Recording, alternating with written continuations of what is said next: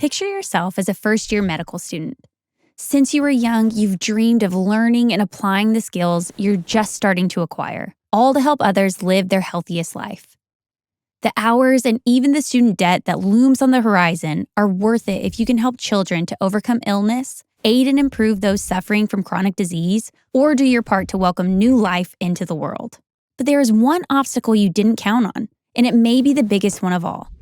Ever since you started medical school, you've noticed a growing tension between what your professors, medical school administrators, and the medical profession are requiring from you and the religious convictions that play a big role in your desire to pursue and practice medicine. As someone whose faith corresponds with the scientific reality that human life begins at conception, you could be pressured or coerced into participating in an abortion, a procedure that ends that life, as part of your medical training to become an OBGYN.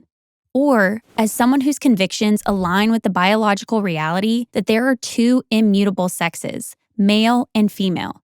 You could be pressured or coerced into participating in a double mastectomy for a healthy teenage girl struggling with gender dysphoria, an irreversible procedure that you know she may one day regret.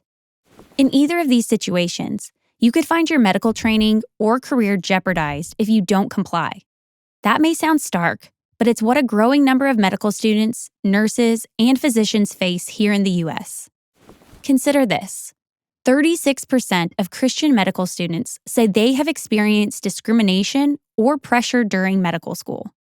1 in 5 medical students, the vast majority of whom were once on track to become OBGYNs, say they have chosen not to practice in a certain field because of hostility toward their beliefs in that area of practice. And finally, 9 out of 10 religious doctors, nurses, and other medical professionals say they would stop practicing medicine rather than violate their ethical, moral, or religious beliefs.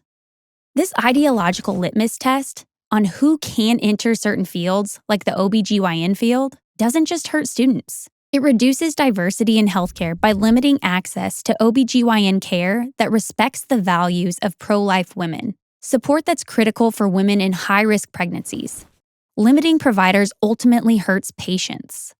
The same can be said of punishing physicians who don't toe the activist line on gender identity ideology.